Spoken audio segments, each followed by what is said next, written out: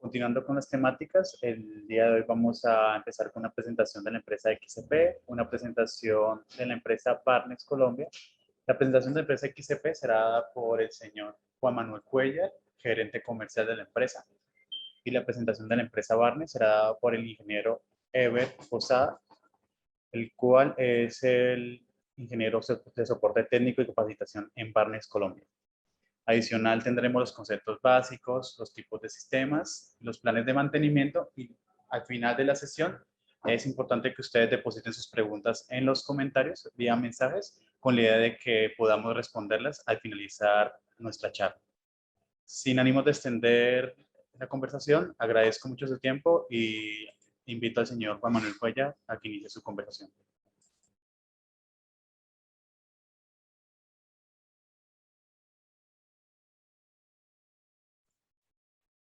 Buenas tardes a todos. Agradezco su participación. En primera mano, no ha sido o no es sencillo organizar estos eventos.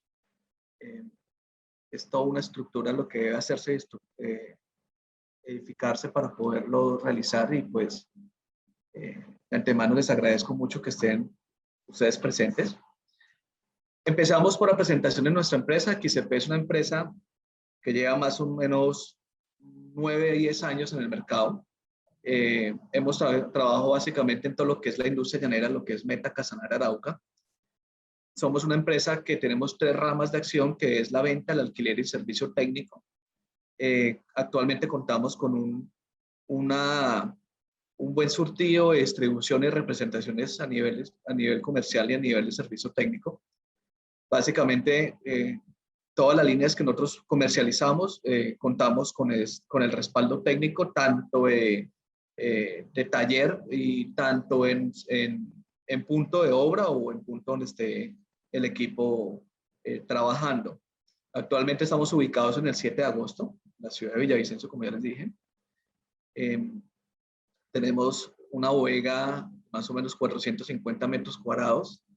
Somos 16 empleados, más o menos el 70% de nuestra población de trabajadores están enfocados en el tema de asistencia y servicio técnico.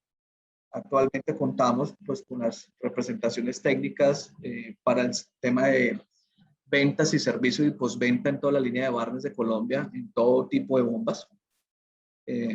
Hace más o menos un año hemos venido haciendo una campaña comercial por todo a lo largo de la propiedad horizontal. Nuestro enfoque en su mayor parte a lo largo del tiempo que hemos estado en el comercio ha sido enfocado en industria, más que todo en la parte de construcción, minera y agroindustrial, lo que es palmeras, arroceras y demás. Este año decidimos dar el paso de integrarnos en otorgar servicios para toda la parte de propiedad horizontal, sea para conjuntos con casas, edificaciones, en todo lo que es vivienda y comercio en general. Nuestra intención es proporcionar un servicio pleno con bases técnicas sólidas, sobre todo que otorguen claridad y soluciones definitivas a las situaciones que estos equipos están dando al día a día en todas estas edificaciones.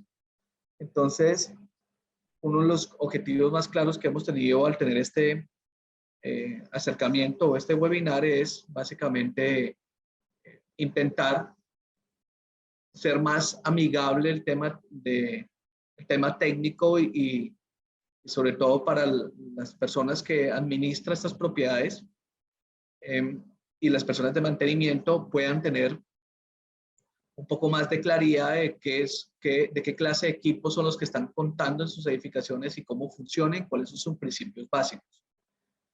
Para esto hemos convocado al ingeniero Heber Posada, especialista técnico de Heber de Barnes de Colombia, más de 30 años de experiencia en el mercado, de una empresa tan grande y tan bien reconocida como Barnes. Nos vamos a enfocar básicamente en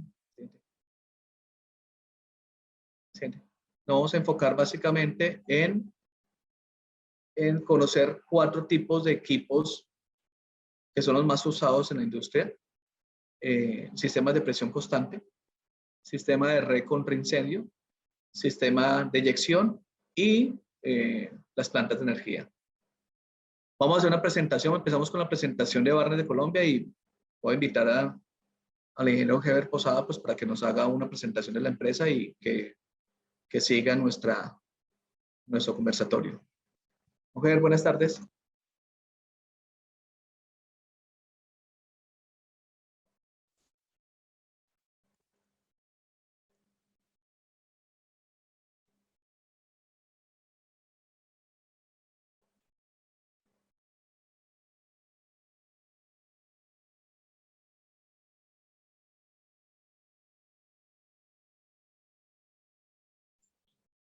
Démenos un momento, y ya esto que el señor Heber nos pueda contactar para que pueda dar la presentación de la empresa Barnes.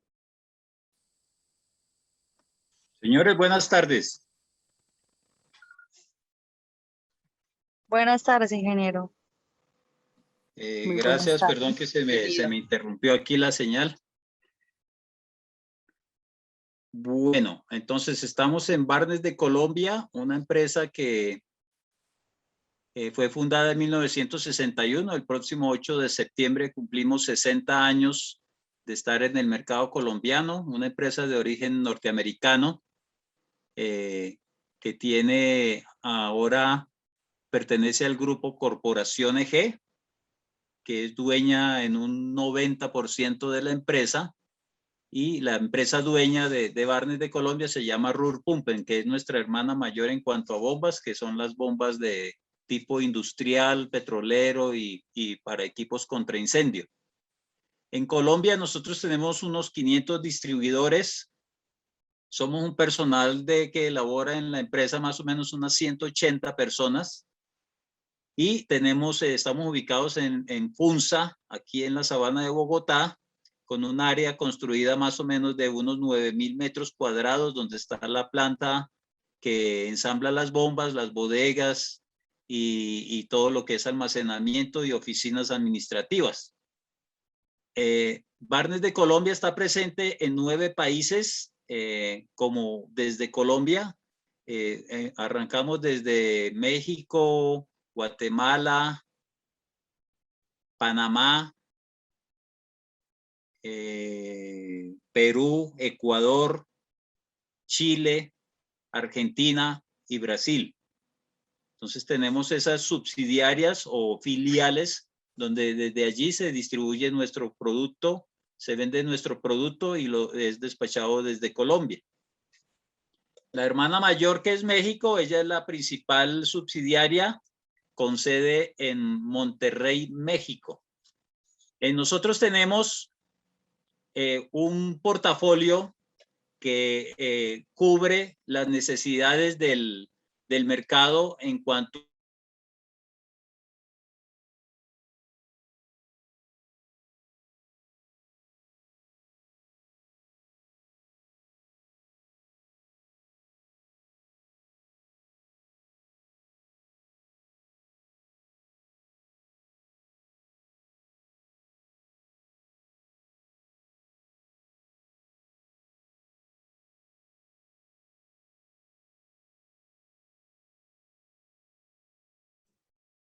Espero se vistan de paciencia un momento. Tenemos unas fallas técnicas con el señor Heber. En un momento podrá unirse nuevamente.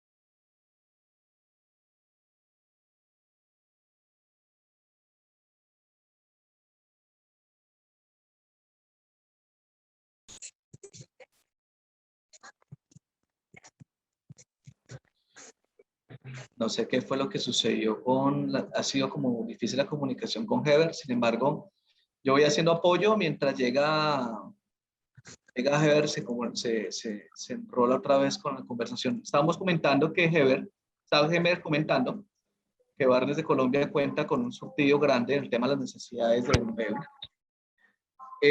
Empezamos con el tema de las bombas caracol y periféricas, que son las más usadas en el mercado a nivel de casas, edificaciones pequeñas. Ya lo que es bombas autocebantes eléctricas y bombas de alta presión son las bombas que utilizamos normalmente para los sistemas de presión, sobre todo las de alta presión. En algunos edificios utilizamos las bombas multitapas de hierro cuando los requerimientos son de altas presiones y caudales moderados, tanto las bombas de alta presión de multitapas verticales y horizontales. Tenemos las bombas sumergibles de aguas residuales, que son muy bien usadas en los pozos de eyectores. A un costado vemos el codo. Perdón, dame un segundo. ¿Alguien tiene el micrófono abierto? Ayúdame con el tema de los micrófonos, por favor. Las bombas tipo Y, que son bombas de alta presión. Todo lo que es la línea de combustión, tanto de autocebantes como alta presión en volutas de aluminio y volutas de hierro, algunas multitapas, algunas con capacidades altas de manejar volúmenes bastante generosos. Por último, en la línea tenemos en tema de bombeos, tenemos las bombas sumergibles tipo lapiceros. Hoy en día las encontramos en algunos proyectos. Son bombas que requieren mantenimientos bajos, son bombas que son silenciosas y están ubicadas dentro de los pozos. No son tan usadas como las bombas de alta presión eléctricas trifásicas, pero en algunos proyectos en especial que se generen, o se quieren generar un poco menos de ruido, se usan muy, muy bien. También en los pozos profundos, para los que tengan alguna experiencia con colección o de extracción de aguas potables por pozos de 6, 8 o 4 pulgadas, aguas profundas, aguas subterráneas. Ya también contamos con una línea grande en el tema de plantas eléctricas trifásicas y monofásicas. Estas plantas eléctricas, nosotros en el mercado, nosotros construimos y montamos sistemas de presión y sistemas de redes contra incendio. Generalmente siempre llevan una alternativa de generador para emergencias en ausencia de luz de la red principal. Entonces, pues contamos con plantas eléctricas diésel trifásicas, también con sus tableros electrónicos de transferencia automática, que son los que están censando constantemente las redes. Hay una línea de fumigadoras, pero esto es más enfocado en la línea de agro y las líneas de hidrolavadoras, pues que en algunas administraciones o en algunas propiedades horizontales vemos que las usan con bastante continuidad. Bueno, entonces, aquí entramos entonces a los conceptos básicos, que es una electrobomba. Una electrobomba es una máquina que trabaja con energía eléctrica, en este caso, que promueve o impulsa una cantidad de agua a la cual llamamos caudal y eleva esa cantidad de agua a una altura o a una distancia, que esto lo llamamos presión. En ese tipo de concepto hay que tener en cuenta la electrobomba. Siempre hay que definir con qué tipo de energía la vamos a alimentar. Bien puede ser con energía monofásica a 110 voltios, con energía bifásica a 220 voltios, 2 líneas vivas, o con energía trifásica, que es la alimentación de energía más completa con 3 fases. Con esta la podemos alimentar a 220 voltios, por lo general para todo lo que es uso doméstico, pero hay, por ejemplo, centros comerciales o algunos edificios que pueden llegar a utilizar también 440 voltios y también hay disponibilidad de este tipo de conexión en este tipo de bomba.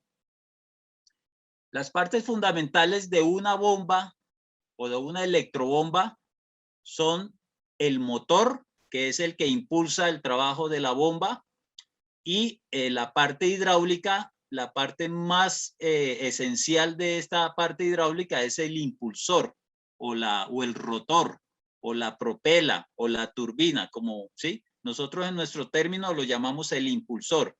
El impulsor es el corazón de la bomba y es el que produce el trabajo. el que me va a impulsar a mí la cantidad de agua caudal a una altura determinada a presión. Esas son las dos partes fundamentales. Hay otra parte que es muy importante en lo que es mantenimiento a tener en cuenta, sobre todo por las calidades de agua y el trato que se le da a la succión de la bomba, es el sello mecánico. El sello mecánico es la pieza que hace el cerramiento para que no fugue agua de la parte hidráulica hacia el exterior.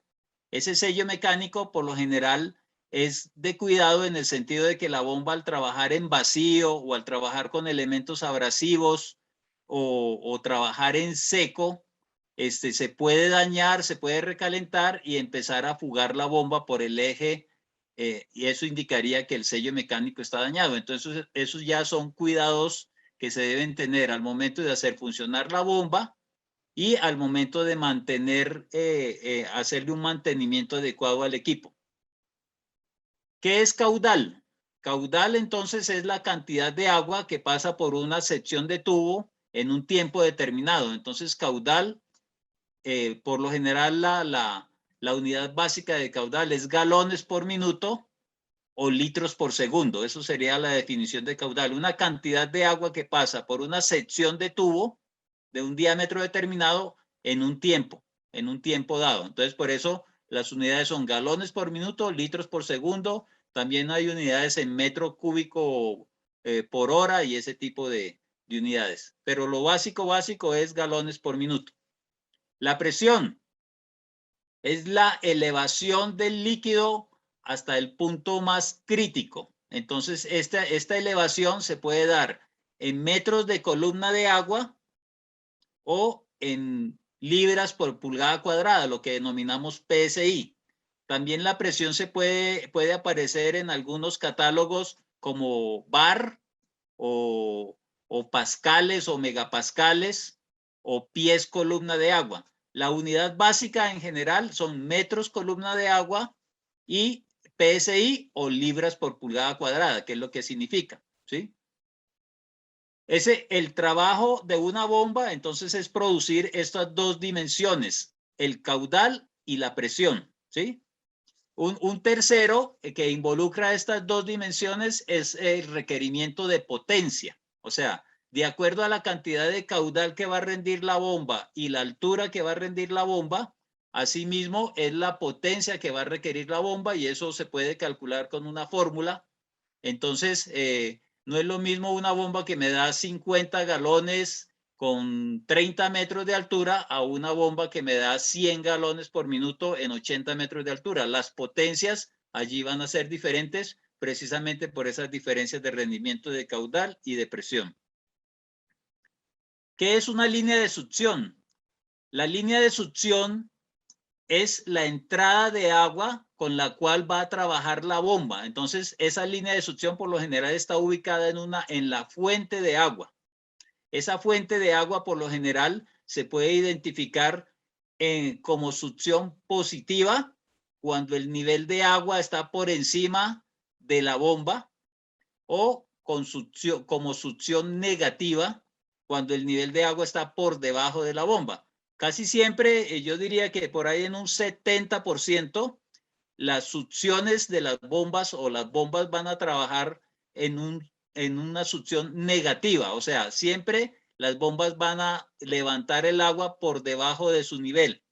Desde el espejo de agua hasta donde está la bomba, siempre va a ser succión negativa, más o menos en una proporción del 70%.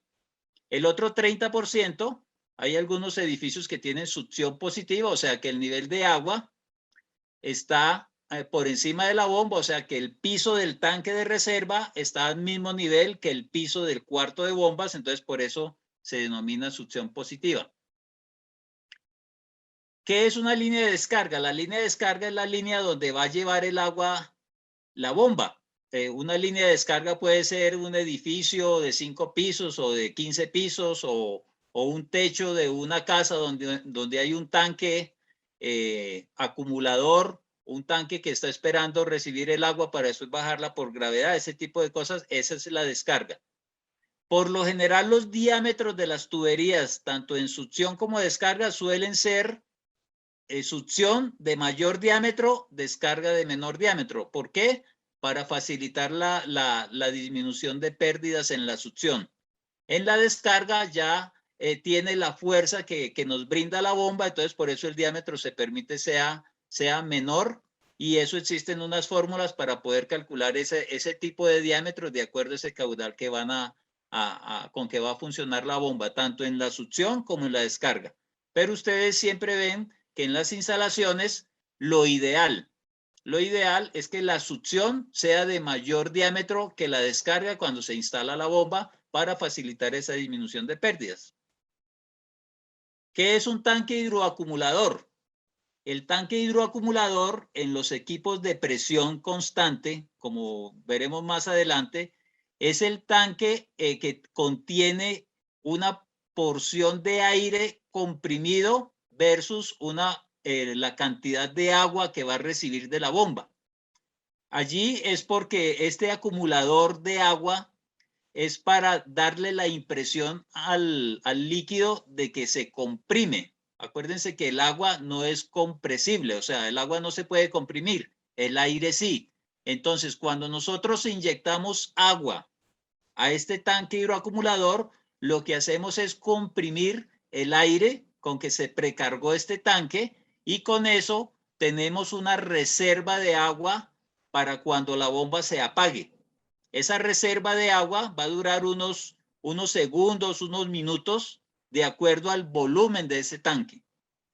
Por lo general, esos tanques hidroacumuladores se calculan también de acuerdo al caudal y la presión que va a tener la bomba o el sistema de presión con que va a trabajar el edificio.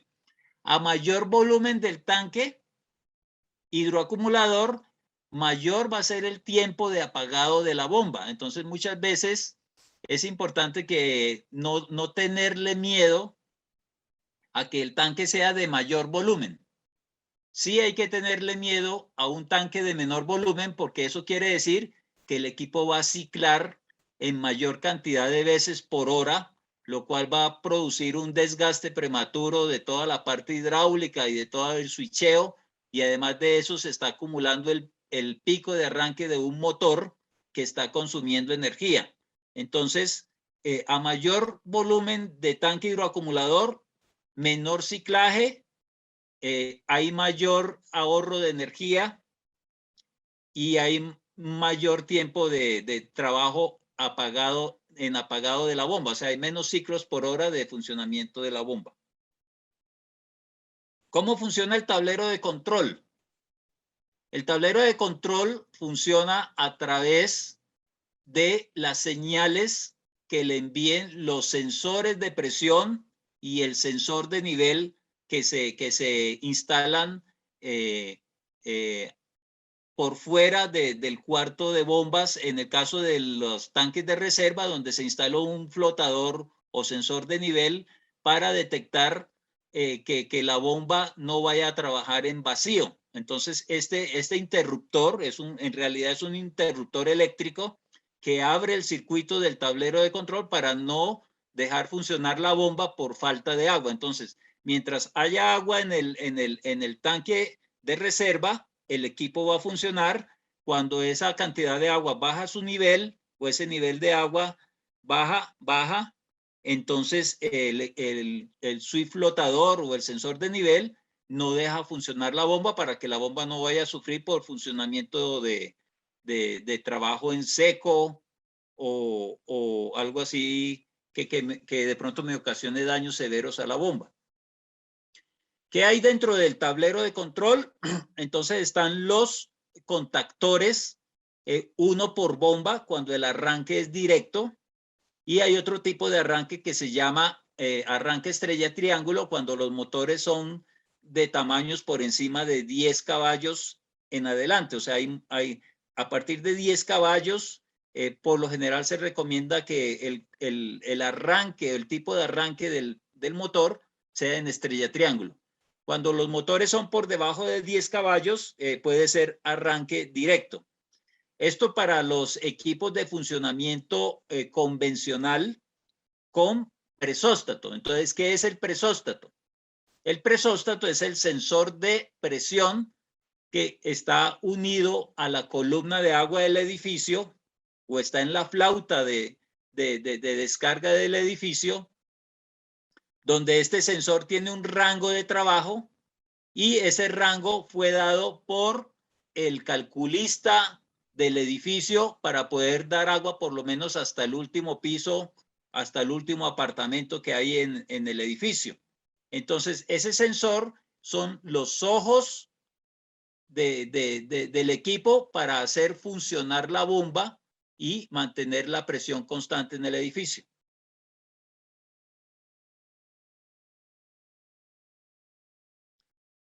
Tipos de sistemas de presión constante. O sea, el más sencillo sería el de una bomba y un tanque acumulador con su presóstato, su flotador y su arrancador, que es el que va a controlar el motor para que le dé señal de prendido o apagado a la bomba. Por lo general, este tipo de sistema es para una casa, para un negocio, donde los caudales pueden ser bajos. Hay una tabla que nos dice que por debajo de 80 galones por minuto, yo podría manejar un equipo de presión con una sola bomba, y cuando ese caudal se sube de 80 galones por minuto, ya comenzamos a fraccionar ese caudal para que el motor no sea tan grande. Entonces, en esa tabla dice que hasta 250 galones por minuto que se requiere en el sistema, lo podemos fraccionar en dos bombas. O sea, cada bomba me va a rendir hasta 125 galones en caudal, ¿sí?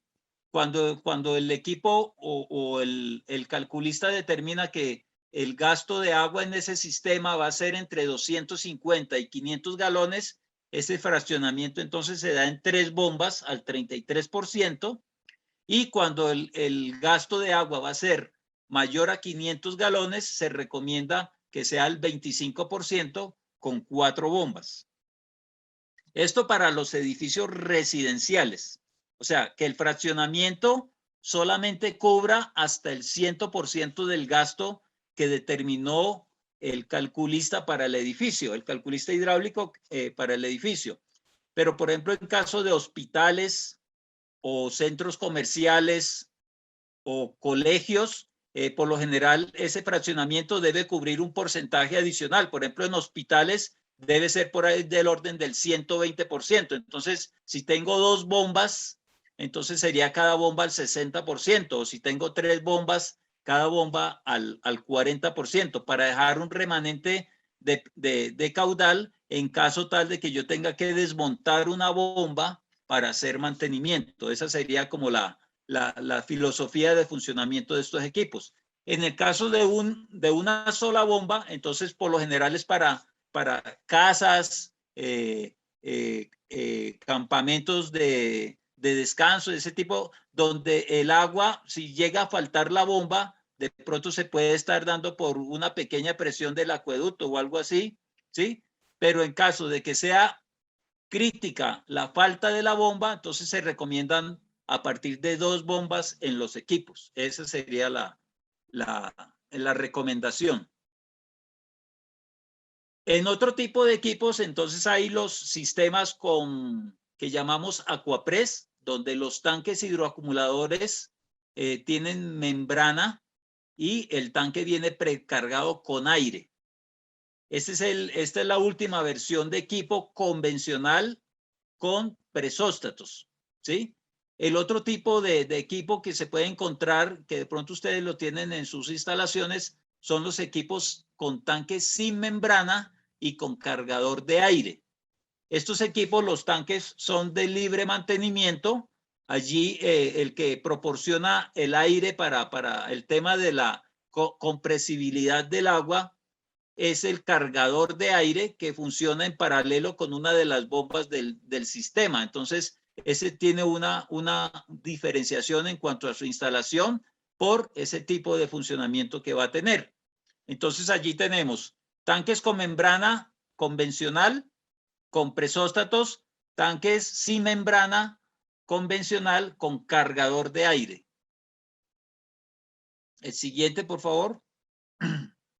El siguiente viene a ser un tanque con membrana, pero con bombas tipo lapicero o para pozo profundo, como lo dijo Juan Manuel. Este tipo de bomba va sumergido dentro de la misma reserva de agua y por lo general se puede usar para disminuir los niveles de ruido, de contaminación de ruido que se puedan tener en el edificio, o también para ahorrar algo de espacio. De pronto no hicieron un tamaño adecuado del cuarto de bombas, entonces solo quedó espacio como para colocar unos tubos y un tanque acumulador, entonces las bombas van al fondo del tanque en esa forma de instalación como ustedes lo ven allí.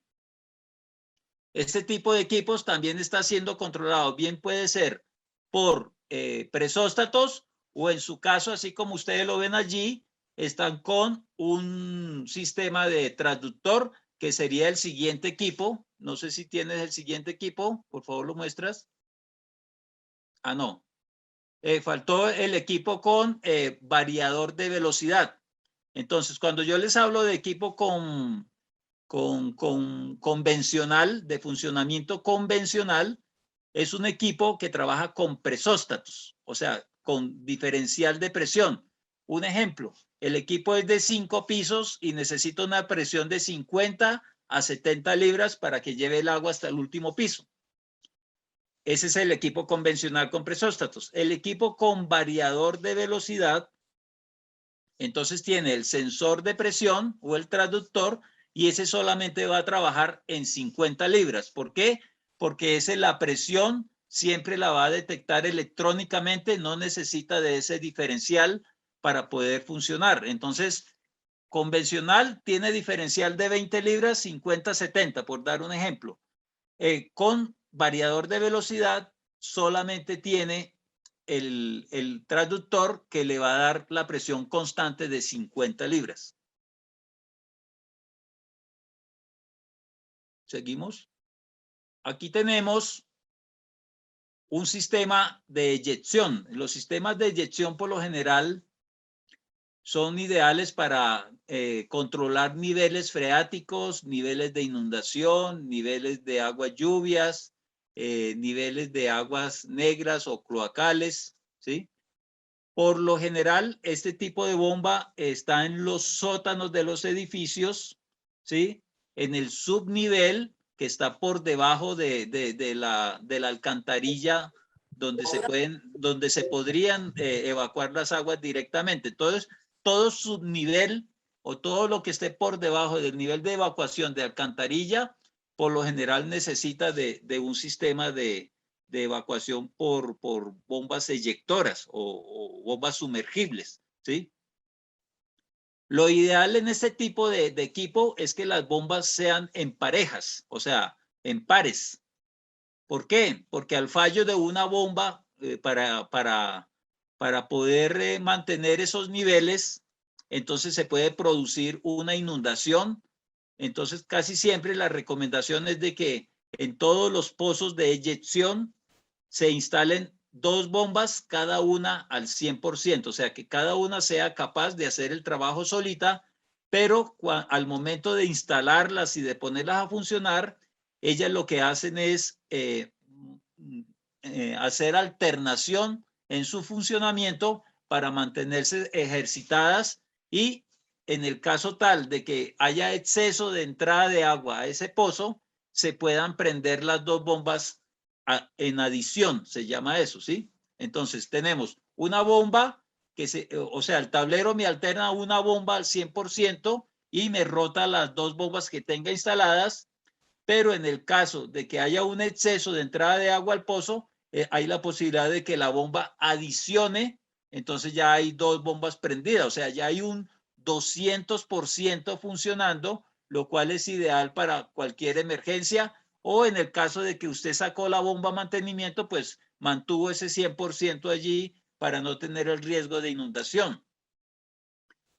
Este tipo de sistemas, por lo general, se instala con alarma. Entonces, hay 2 niveles. Cuando tenemos 2 bombas, hay 2 niveles de funcionamiento de las bombas y un tercer nivel de funcionamiento de una alarma que que me avisa de que el pozo se está inundando y que deben estar atentos a qué fue lo que pasó con las bombas, o por qué no están funcionando, o si las bombas están apagadas o se trabó el flotador, alguna cosa pasó con las bombas. Entonces hay 3 niveles. El primer nivel es el del funcionamiento de una sola bomba, pero ese primer flotador me va a alternar las 2 bombas.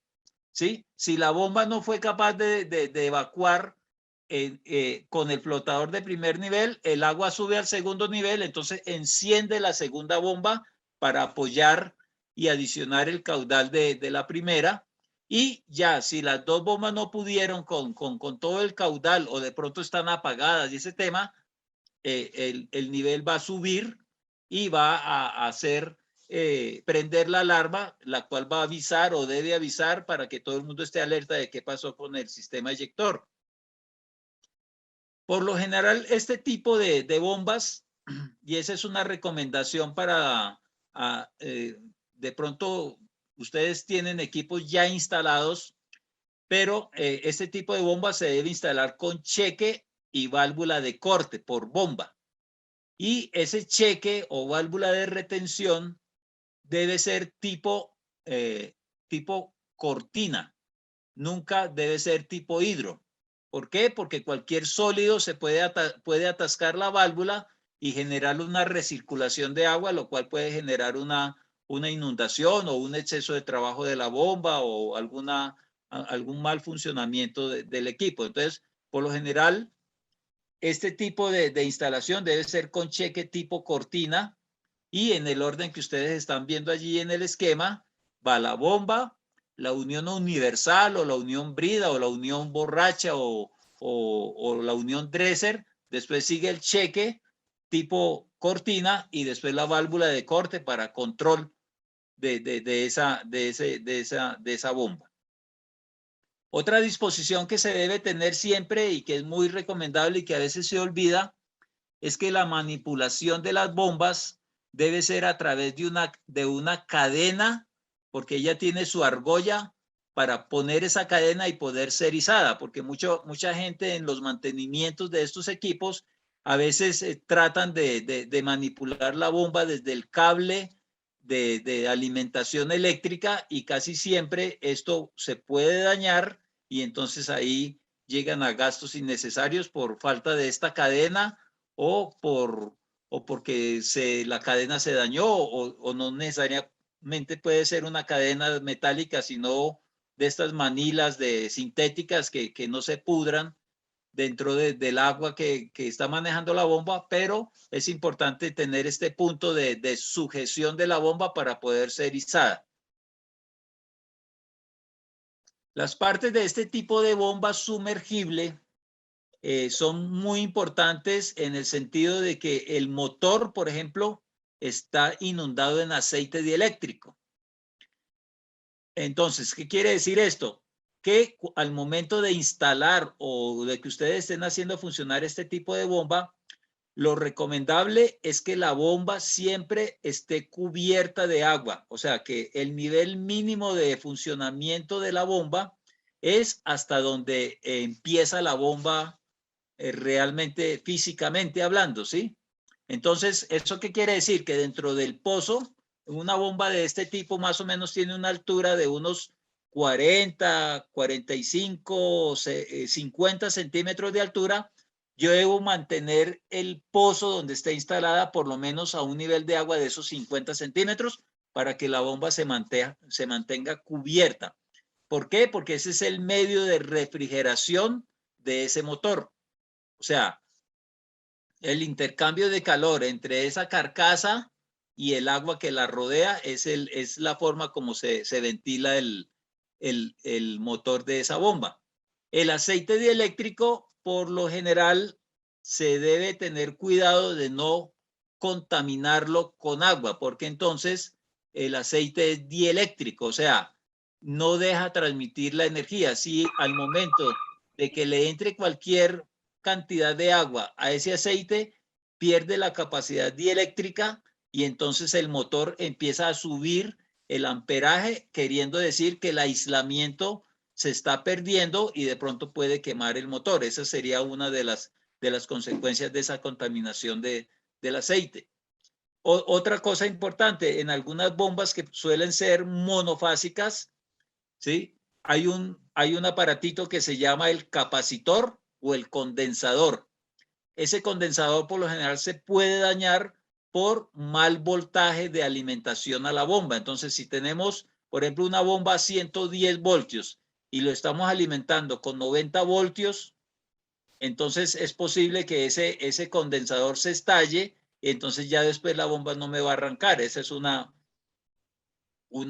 cuestión. ¿Por qué se puede caer el voltaje? Porque de pronto el cableado con que está alimentándose la bomba no es el apropiado. Casi siempre las redes tratan de sostener el voltaje, pero si de pronto ustedes colocaron una bomba con un cable de calibre 14, por ejemplo, para alimentar un motor de un caballo que consume 16 amperios y ese cable tiene 100 metros de longitud, es muy probable que ese voltaje se vaya a caer a esos niveles que les estoy mencionando de 110 a 90 voltios y por eso es recomendable siempre que la instalación de la bomba sea acorde con el consumo de amperaje y con la distancia desde donde se está tomando la energía para alimentar ese motor. O sea, en resumen, darle un buen calibre al cable es muy saludable para el consumo de energía del motor y para la vida útil de esa bomba. El otro elemento, perdón, devuélvete un momentico. El otro elemento que es el que les mencioné que es el principal es el impulsor. En este caso, las bombas de 1800 revoluciones por minuto tienen dos álabes. ¿Esto qué quiere decir? Que permite el paso de sólidos de mayor tamaño, ¿sí? Y tenemos de este tipo de bombas velocidades a 3600 revoluciones, donde ya los álabes o las aletas del impulsor son más o menos en 4 unidades, lo que quiere decir que el paso de sólidos es más pequeño. Entonces, a menor velocidad del motor, hay mayor capacidad de conducción de sólidos en esa bomba, ¿sí? Entonces, eso también hay que tener presente. El otro cuidado que se debe tener en este tipo de bombas es la sedimentación en ese pozo. Si ustedes se dan cuenta, esta bomba succiona por debajo, allí del cuerpo, en la pieza número 1, ¿sí? Por debajo. Y si esas patas están enterradas dentro del lodo o dentro de la sedimentación, entonces la bomba se va a tapar en la succión, va a trabajar en seco y el motor se puede dañar. Entonces, tener cuidado de hacer un correcto mantenimiento a este tipo de bombas en cuanto a la limpieza de esos lodos o de esa sedimentación para que las bombas no tengan este tipo de traumas si se lleguen a dañar por ese tema. Siguiente, por favor. Aquí tenemos los sistemas de presión contra incendio, de lucha contra incendio. En este sentido, hay dos tipos de sistemas contra incendio. Los no listados, que no tienen certificación UL ni FM, ¿sí? Y los listados que tienen la aprobación de la NFPA, que es la norma, y tienen los sellos de garantía y de certificación UL y FM. Para el caso que ustedes ven allí de los dos equipos, ambos hacen o tienen la misma función hidráulica, cumplen con la misma función hidráulica, pero el tema de certificaciones son los que los distinguen, ¿sí? Un ejemplo, si un equipo necesita de 500 galones por minuto y dar 100 libras de presión, cualquiera de los dos equipos lo puede dar, ¿sí? Solo que uno es no listado y el otro es cumpliendo con las normas NFPA y con certificaciones UL y FM. ¿Qué contienen estos equipos? Estos equipos tienen entonces una bomba principal, que es la que da la pauta para el cálculo que se determine para el edificio, la bomba principal, y una bomba pequeñita que ya denominamos bomba jockey. La bomba jockey sirve para mantener presurizada la red, ¿sí? Entonces bastaría con con un rendimiento de unos 5 galones por minuto, una presión un poco por encima de la bomba principal, y entonces con eso mantenemos presurizada la red y con eso cubrimos los pequeños gastos de agua que pueda tener la columna o el sistema contra incendio por motivos de fugas o porque alguien le puso un grifo a la tubería de incendio y por ahí sacan agua para otro fin y ese tipo de cosas. Ahí prende una bomba pequeñita de 2, 3, yo diría que máximo hasta 5 caballos de fuerza, ¿sí? Por eso la bomba jockey tiene mayor presión que la bomba principal. Y la bomba principal, si es la que en un momento dado que abran un gabinete o que se dispare alguna necesidad de agua, esa sí va a cubrir lo que diga el diseñador hidráulico del edificio, ¿sí? Por lo general, este tipo de sistemas se cuentan es por los tipos o la necesidad de bomba contra incendio y la capacidad de la bomba contra incendio se pueden contar es dependiendo del tipo de gabinetes que se instalaron. Entonces, si pusieron un gabinete de válvula de 1,5 pulgadas, entonces ese gabinete va a gastar máximo unos 100 galones por minuto y máximo una presión de 65 libras. Mientras que si el gabinete es combinado con válvulas de 1,5 y 2,5, entonces ese gabinete va a requerir de 250 galones y una presión mínima de 100 libras. Entonces, en este tipo de sistemas, el que determina el caudal y la presión es el calculista hidráulico, porque él define qué tipo de gabinetes o si van a colocar rociadores y ese tipo de cosas se determinan es de acuerdo a ese accesorio crítico que es el que se va a consumir el agua de estos equipos. ¿Cuál es la diferencia entre un equipo listado y no listado? La confiabilidad, esa es la diferencia. En un equipo no listado, la bomba suele ser menos confiable. ¿Por qué? Porque por lo general pueden instalar una bomba horizontal con succión negativa, le ponen válvulas de pie, este tipo de cosas. El sello de la bomba, el sello o cerramiento de la bomba es mecánico, sello mecánico, lo cual es diferente a un sello prensa-estopa que es el que tiene las bombas contra incendios certificadas y ese tipo de cosas, ¿sí? O sea, es más manejable la bomba no listada. ¿Por qué? Porque la instalamos en succión negativa y positiva, pero es menos confiable. En el caso del equipo certificado, entonces ya hay otras condiciones. Entonces, la instalación, si es una bomba horizontal, tiene que ser con succión positiva. Si es una bomba de multietapas tipo vertical o tipo turbina, entonces esa bomba tiene que ser con succión negativa. Si es con motor diésel, entonces ese tipo de bomba puede ser con carcasa partida o con succión final o con turbina vertical. Entonces hay hay variedad, pero tienen que cumplirse unas condiciones ideales para esa variedad de bombas que podemos tener en cuanto a lo que es el tipo de tanque de alimentación al equipo. Por ejemplo, succión negativa para bombas tipo turbina, succiones positivas para bombas tipo carcasa partida, inline o succión final. Aquí vemos una instalación sugerida con accesorios sugeridos de un equipo listado, o sea, un equipo con cumplimiento de norma NFPA 20 y que sea listado UL y FM. Allí ustedes ven la gran cantidad de accesorios que puede llegar a tener, pero en un momento dado, todos esos accesorios van a cumplir el último fin, es llegar hasta al gabinete que ustedes ven a la derecha.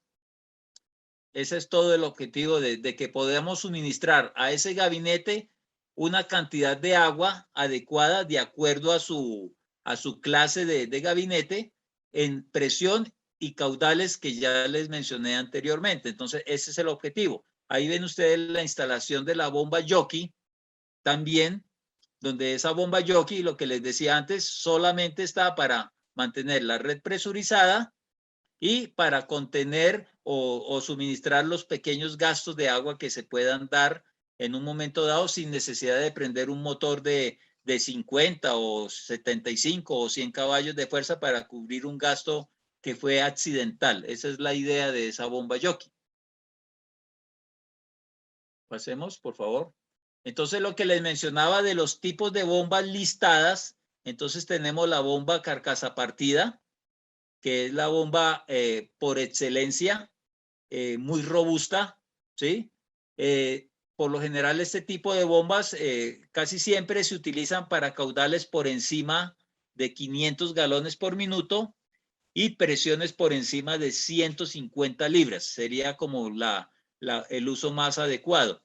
En las bombas de succión final también se puede trabajar con caudales hasta de 1.500 galones por minuto, pero el tema es que la bomba es con el impulsor en el extremo del eje, o sea que ella genera mucho carga radial, entonces por eso no es tan confiable como la carcasa partida, ¿sí? Pero de todas maneras es muy utilizada en caudales por debajo de 500 galones. O sea, si hay equipos de 250, 300, 400, hasta 450 galones, una succión final sería la adecuada. Con presiones también hasta 200, a partir de 150 libras. Y la bomba inline, esta sí tiene una limitante, solamente trabaja máximo hasta 150 libras en cuanto a presión y también puede ser hasta hemos suministrado bombas hasta 1.500 galones por minuto de este tipo de bomba, pero la limitante es la presión que no trabaja a más de 150 libras. Entonces, esos tres tipos de bomba son para succiones positivas, o sea, no se pueden instalar en tanques de suministro de agua negativos porque entonces estaría incumpliendo la norma de NFPA 20.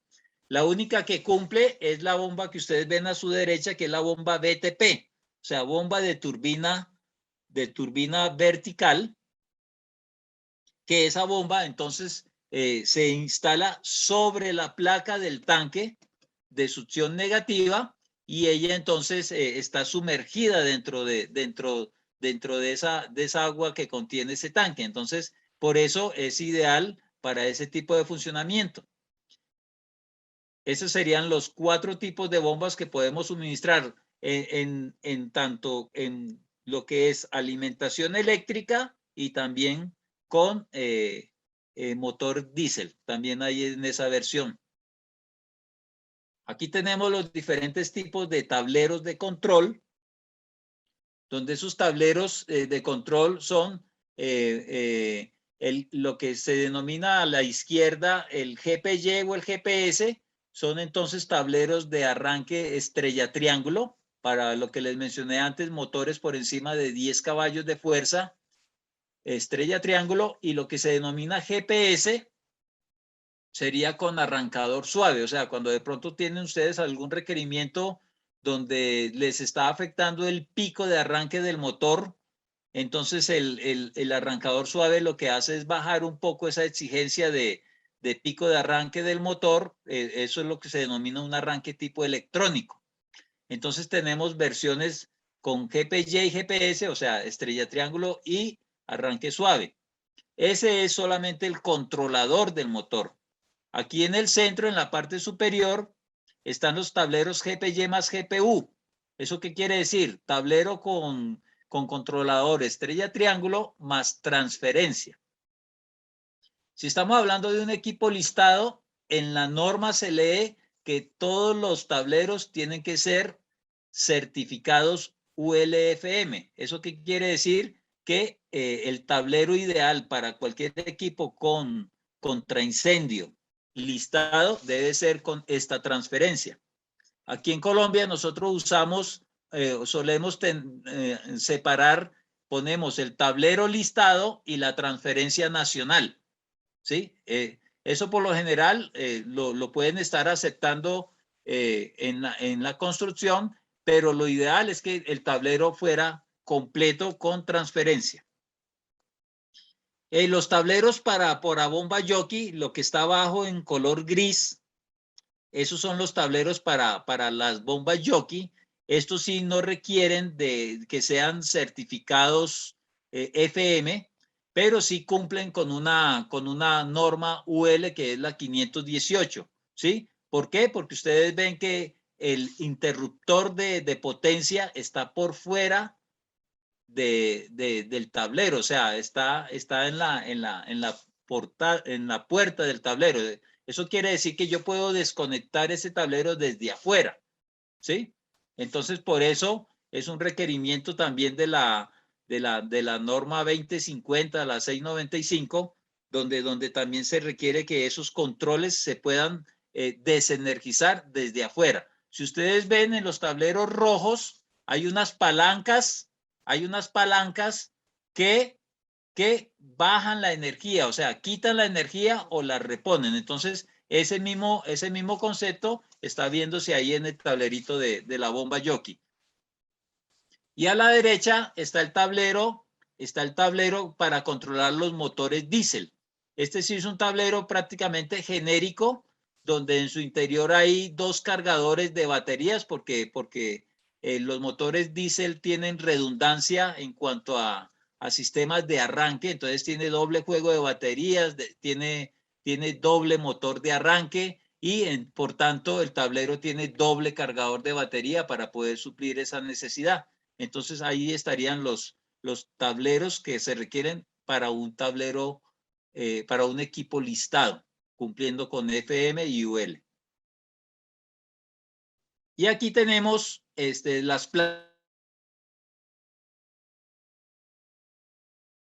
los equipos contra incendio. Ahí sí puede ser el nacional o el listado. La norma RETIE, o sea, el panfleto o el reglamento más bien de la 2050, que es el RETIE, pide que los equipos contra incendio con motor eléctrico tengan un respaldo de suplencia eléctrica. Entonces, si todos los equipos están conectados a la red pública de energía, el edificio debe contar con una suplencia eléctrica en caso de falta de esa red eléctrica pública para que sea capaz de arrancar esa bomba contra incendios. Entonces, por eso hacemos aquí también un énfasis en que la planta eléctrica en los edificios modernos suele ser casi que obligatoria si el edificio tiene equipo contra incendio. Aquí aclaro también, devolviéndome un poco al tema de, no, más adelante sigue la transferencia.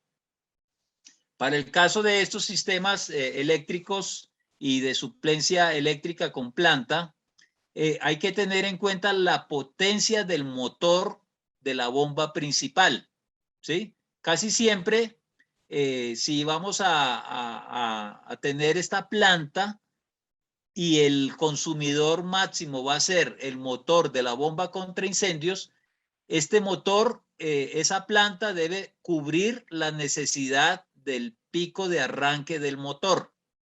¿Eso qué quiere decir?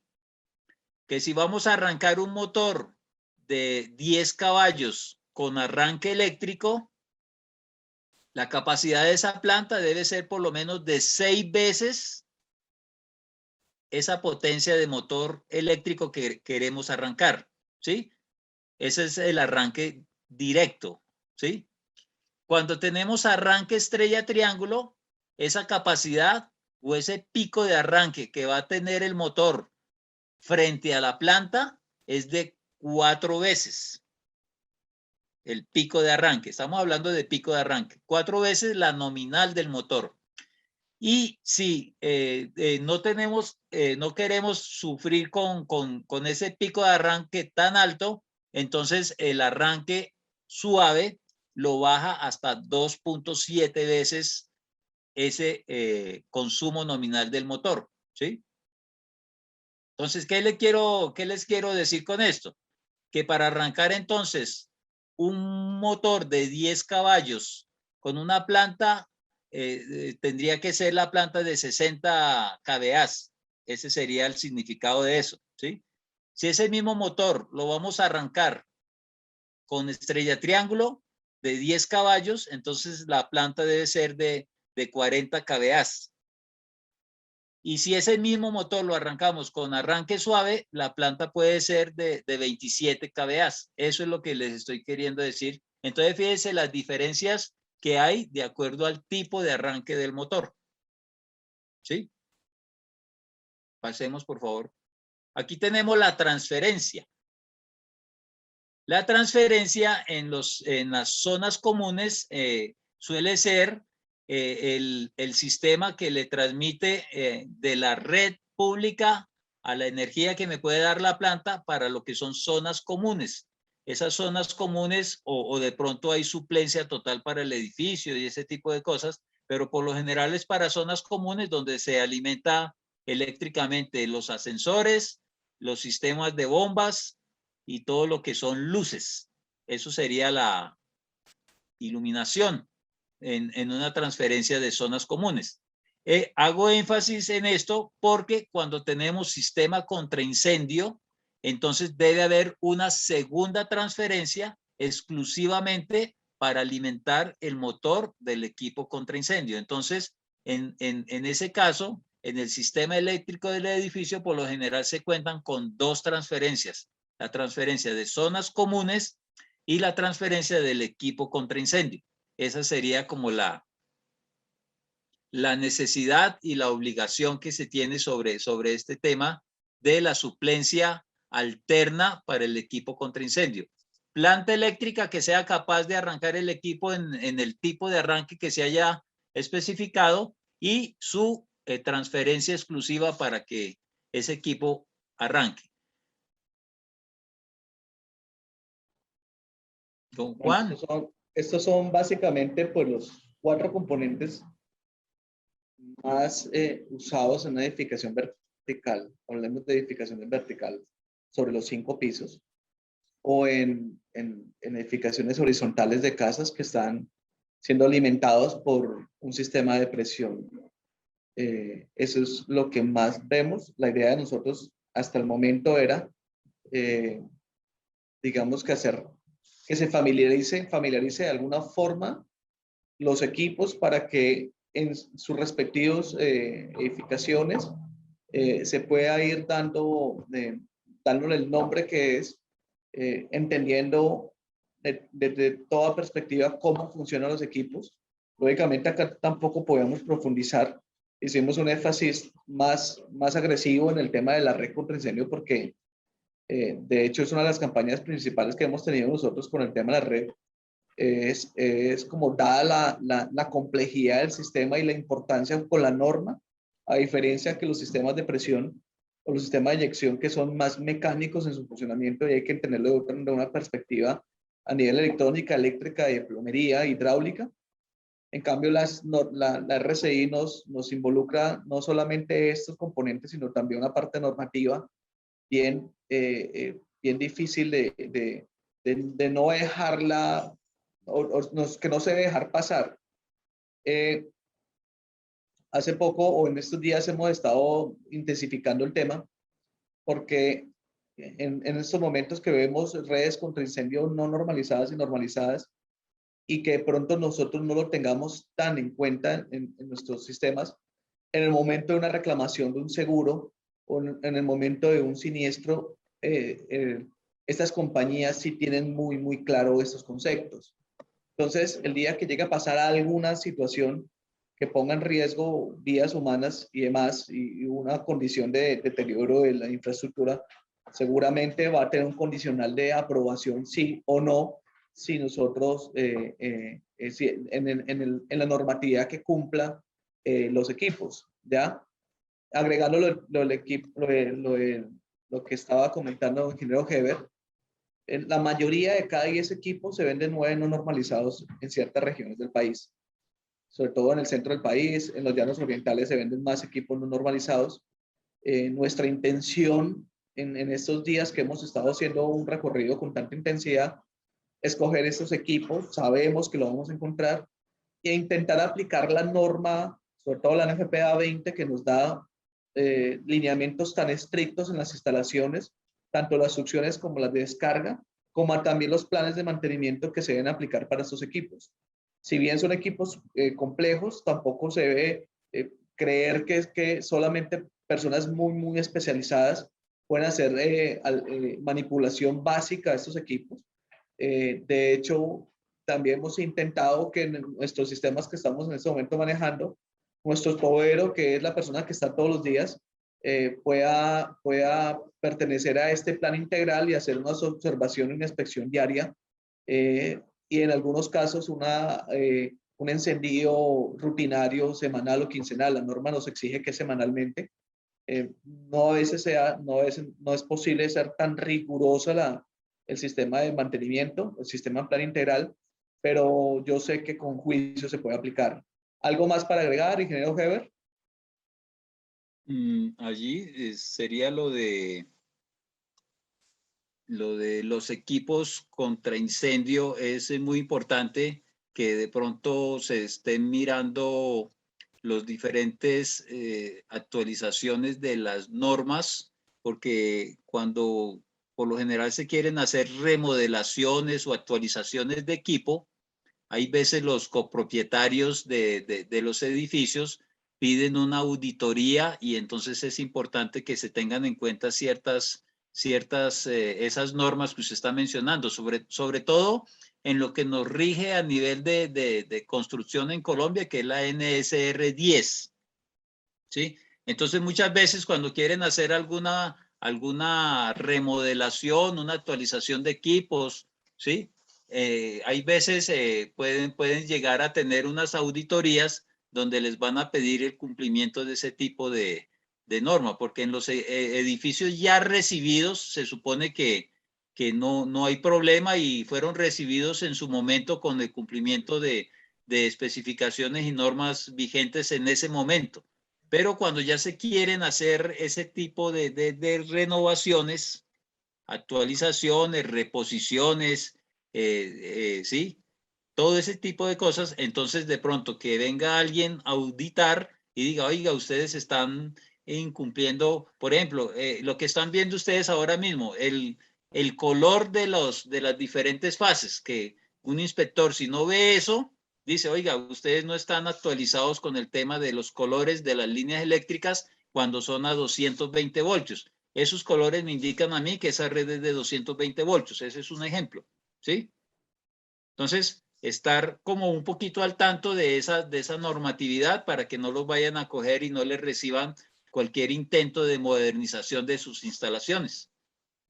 Normalmente, Heber, nosotros hemos encontrado que hay una serie de dudas en cuanto a la red contra incendio que van a parar a la entidad, pues, de bomberos.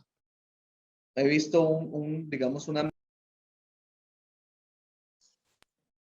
he visto como un comportamiento de que aún así ha habido falencia con la norma. O sea, no solamente se encargaron de preocuparnos por el cumplir lo que nos requiere bomberos, sino también por cumplir y asegurar o darle un porcentaje de más alta calidad y de garantizar que el equipo cuando se requiera se pueda contar con él. Ese es el tema del sistema de red contra incendio. Yo voy a terminar un poco con el tema del plan de mantenimiento. Estamos sobre el tiempo. Ya estamos a 10 minutos y la idea es pues terminar bajo la hora. Nosotros hemos diseñado acá en Villavicencio, actualmente le llevamos los planes integrales de mantenimiento a los centros comerciales. Hemos intentado hacerlo con las edificaciones horizontales, pero por todo el tema de consejo, bueno, y esa parte administrativa o que es más complicado hacer esta serie de contratos, hemos nosotros puesto un capital humano interesante para invertirle a las administraciones, a los personales de mantenimiento, que debemos como concientizarnos y debemos trabajar en hacer análisis preventivos, predictivos y correctivos, pero con toda digamos que con todo el porcentaje de seguridad que debería hacerse. nosotros generamos algo que se llama el PIN, el Plan Integral de Mantenimiento, compone esos 3 grandes mantenimientos, que es el preventivo, predictivo, correctivo. Cada equipo que en este momento está instalado en las edificaciones tiene en sus manuales, si ustedes revisan los manuales de compra, hay un manual de operación y de mantenimiento estricto que puede depender o puede salir del límite de la garantía y puede, en algún momento de alguna falencia, puede negarse por simplemente el hecho de que no se lleve una trazabilidad en esos ciclos. Ya nosotros hemos invertido en adquirir equipos para mejorar este sistema. En cuanto, por ejemplo, el tema de los motores eléctricos, nosotros actualmente contamos con la representación de WEC, que es actualmente la empresa más grande de fabricación de fabricantes de motores a nivel mundial. Esos motores requieren un plan estricto en el tema de los preventivos, que básicamente son cambios de rodamientos, sellos mecánicos, revisión de los rotores, de los estatores. Hemos invertido en el tema de la metrología, en el sistema de gestión de la empresa, precisamente para generar esa confianza, esa viabilidad. Todo equipo depende de su ciclo y depende de su número de operaciones. Respondiendo a la pregunta, que la pregunta que más se hace a las personas es, ¿cada cuánto debo llevar mi equipo a preventivos? Depende de las horas de uso y de la intensidad de trabajo, pero en un sistema de agua normal, en un conjunto donde está bien establecido, donde está bien cuantificado el equipo y es apropiado, no es un equipo pequeño, se puede llevar perfectamente a ciclos de 1 año. O sea, los equipos o los sistemas deben estar totalmente estables para que cada ciclo de año se pueda hacer una extracción de la bomba y una revisión metrológica de todo lo que son los componentes de rodamiento, de rodaje, estator y toda la parte mecánica, y volver a ajustar el equipo y poner encendido nuevamente. Eso no quiere decir que cada ciclo de semanas, semanal, cada 8 días, cada 15 días, cada 3, 1 mes, 2 meses, según vuelvo y digo, la intensidad del trabajo y sobre todo la importancia de los equipos. Por ejemplo, un centro comercial quedarse sin agua es ciertamente muy, muy crítico, y ellos invierten más en este preventivo porque no pueden dejar de disponer de una sola bomba. Ellos lo hacen con ciclos mucho más cortos. Para las edificaciones, todo lo que es sistemas de presión debería hacerse un monitoreo, obviamente un monitoreo rutinario diario, porque hay que bajar y observar cómo están funcionando los equipos. Hay que tocar el tanque y el acumulador, mirar cómo, si no se ha corrido la membrana, no se ha estallado la membrana, si no está golpeando un sello mecánico, si no está golpeando una línea hidráulica. Eso es lo más básico, lo más primordial. Hay cuartos de máquinas que tienen sistemas eyectores que son también muy, muy claves. En algún rompimiento de la tubería que muchas veces las heladerías no se dan cuenta, deben estar monitoreándose, verificando las unidades de sondeo, de inspección, de sensado de volumen, como los flotadores, como las alarmas, los tableros.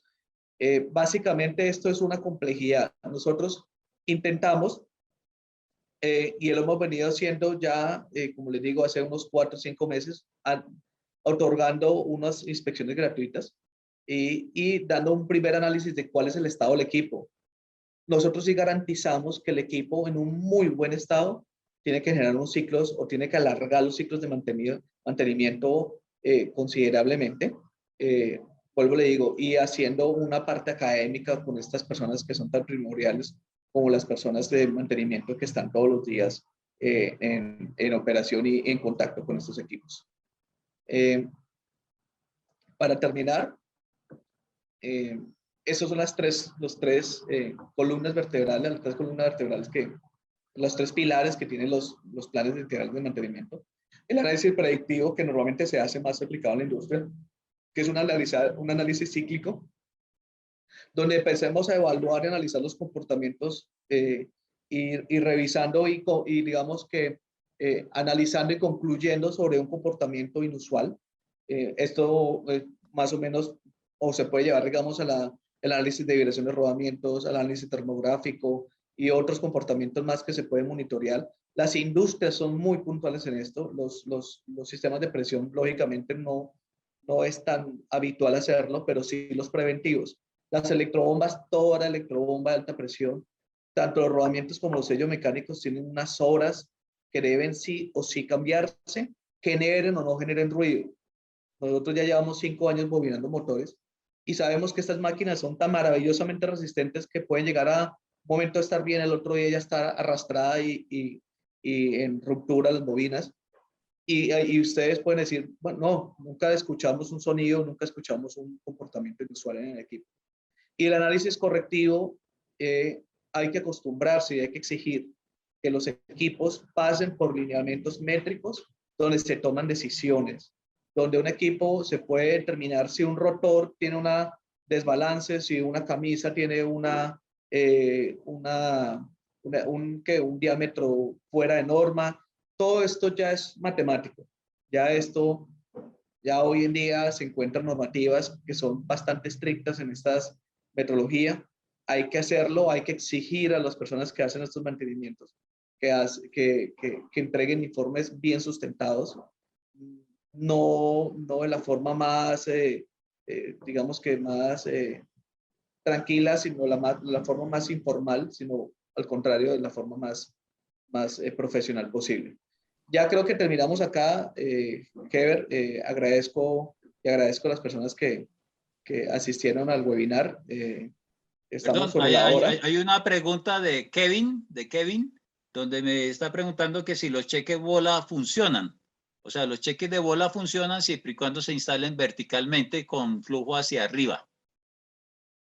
Él lo comenta, es para los pozos inyectores, pero de aguas cloacales, pero... Exacto, sí. Pero en aguas de captación de aguas freáticas, pues se puede instalar hilo, pues, ¿no? Al menos que tenga contacto con particulado grueso, ¿no? Sí. Veo que no tenemos preguntas acá en el chat. Sí nos gustaría saber, pues dar unos minuticos de espera, a ver si nos puede salir alguna pregunta. Sin embargo, veo acá gente que nos están acompañando, que son personas que ya hemos tenido contacto y hemos hecho un buen trabajo. ¿Hay alguna pregunta, por favor?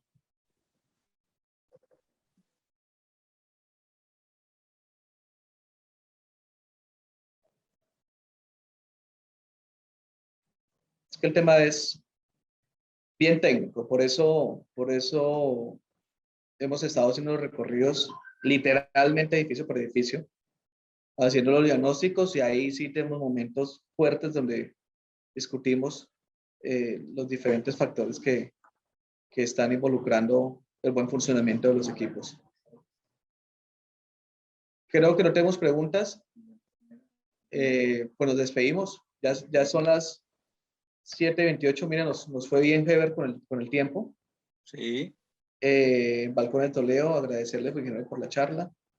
A ustedes por estar presentes. Yo sé que no es fácil hoy en día con el tema del webinar, para todos han sido súper tedioso, pero también al final también un poco práctico. Entonces, pues agradezco la participación, le agradezco la presencia de nuestro amigo Heber, que es de la casa de XCP y siempre está presto a ayudarnos a todos estos eventos.